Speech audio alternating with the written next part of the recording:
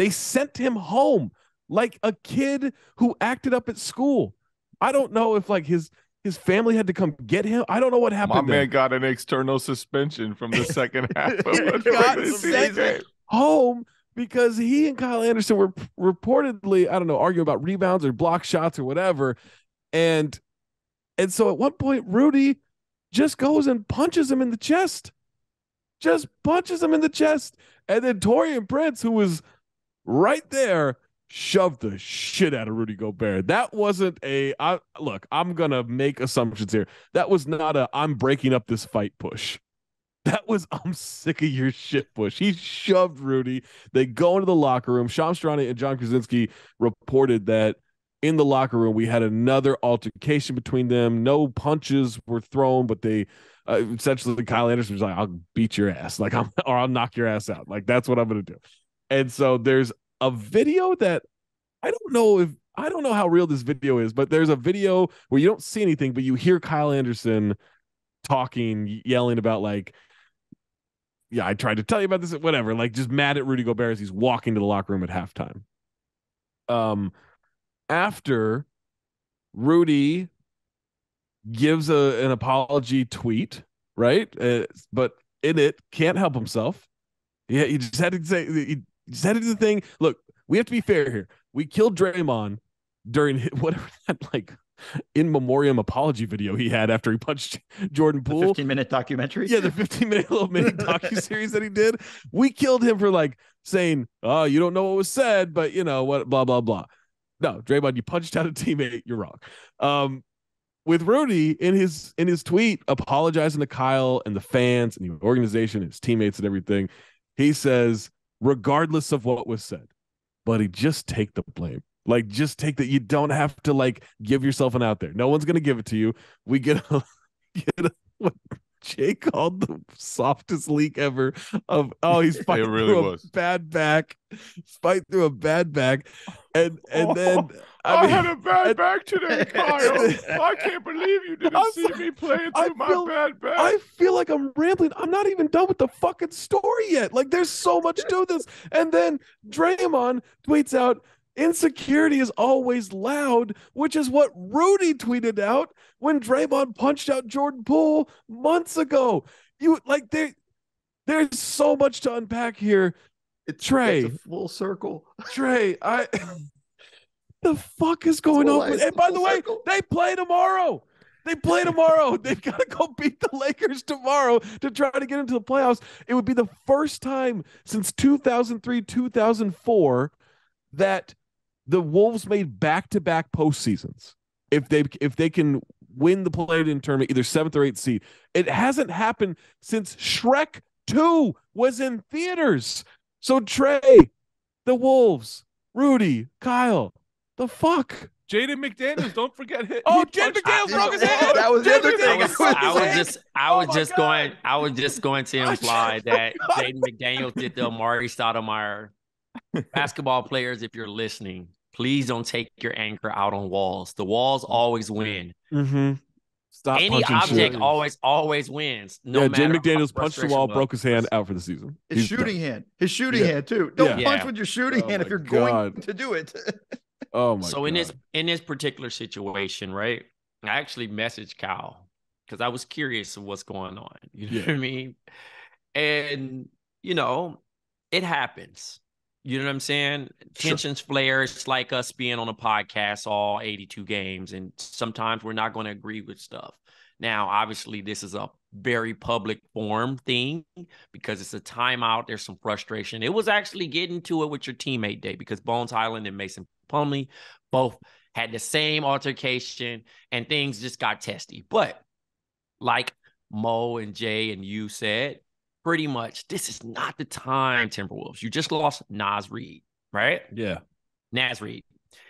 Then, now, Rudy probably is not going to be allowed back until he shows some type of improvement, right? And he only has a day to do that. So I'm sure he apologized to the team. He probably practiced. They're still trying to figure out what they want to do. Yeah, they all said the right things of like, we're going to move on, we're men, like all this stuff, right? They said the right things, yeah. Exactly, because they have one common goal at the end of the day. They still want to make it to the playoffs. They still want to do what they need to do. I was going to say get Rudy back to France was the common goal. But yeah, you're right. Yeah, they also want to make the playoffs. It'd be interesting if he got deported, though. All of a sudden, they find something on him and then he's deported. That's wild. But at the end of the day, they still got to go out and win this basketball game. They were doing so well. Anthony Edwards is really fucking good, by the way. He's so good. I hate that all this stuff that happened overshadowed his great performance yesterday. And Cat, I think Cat had a great fourth quarter, a great second half. Like he struggled, came back, hit 3 straight threes at one point. Like it was a good win. 30 points on 19 shots. Like that's a hell of a game for Cat. Like that's awesome. Like absolutely. I don't want to technically count them out, but the more men, the more chances of winning at this particular point. So they might have shot themselves in the foot. Who knows?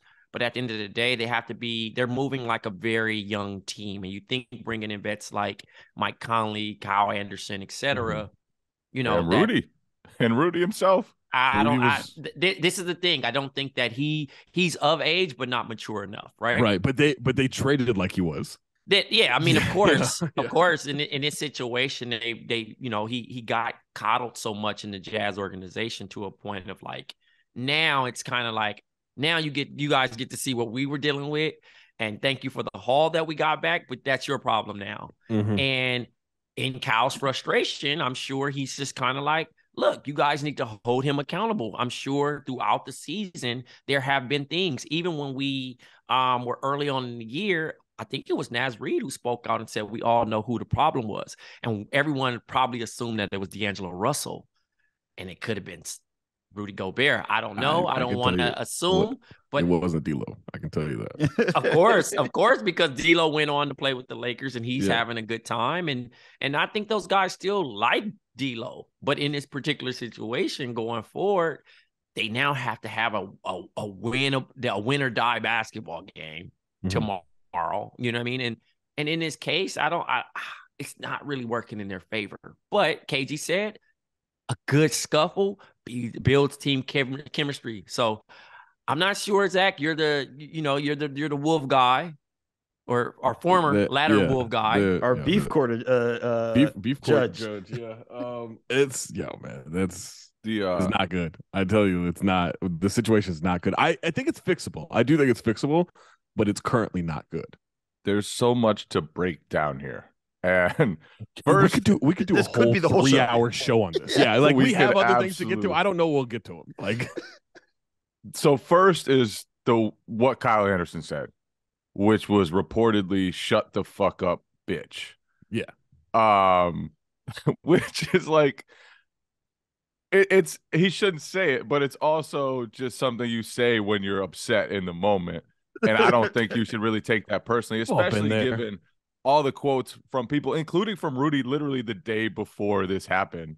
Saying that Kyle Anderson is just a direct leader who is going to be super blunt, super honest, can be abrasive, whatever. So you just have to accept that. Shout out to Conley, Chris Hine of the Star Tribune for unleashing that after he's working on amazing timing. An article on the leadership of Kyle Anderson. Had that quote from Rudy. Is like, well, might as well put this the day before. Just incredible. That's amazing. But anyway, so that's that part. And Mike Conley after the game kind of said as much. Like, you just have to know that Kyle's going to be direct with you, and that's how the way he's going to treat you, and you just have to accept it and move on.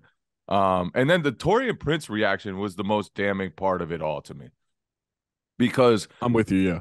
The reaction when you see two teammates getting into it is almost always to just break it up, to get in between it and hold somebody back and make sure nothing escalates. Taurean Prince, he acted like he was just waiting for a chance to go at Rudy Gobert all season. Like he had been waiting for the one moment that Rudy lost his shit so that he could then go at Rudy Gobert. He's just been on guard this whole time. And so, it's just like, say something. So they just everything that happened in the moment. Obviously, we're going to read way too much into one moment that's just in the heat of things. But it did seem like everyone was against Rudy Gobert in that moment, even though Kyle Anderson said something pretty rude. but it didn't feel like it was one moment. It felt like this was the culmination. That one was building up of things building up with that. And then it was just kind of funny where the whole thing starts with Kyle Anderson like, hey, block some shots. Hey, Rudy Gobert responds with get some rebounds and all that. Like this is just the craziness of it. But the McDaniels side of it is really the most brutal thing because they need him for this playing game. He's all defense for me, man. Right. They need him in this game against the Lakers. And if they lose, they're going to need him on Thursday night, whoever they play. Like, this is a massive blow for their chances. You know, they'll figure. They're playing New Orleans. They're doing. I love the Thunder, but they're going to play New Orleans. Okay, fine. New Orleans, whoever, whatever. I wanted to give the Thunder some chances, but okay. But anyways, like, desperately going to need him in these games, you know, and I think that's the thing that's so brutal with it. It's just like, not only did this just hurt team chemistry and all that stuff, you lost a player out of this who wasn't involved in the scuffle in the first place.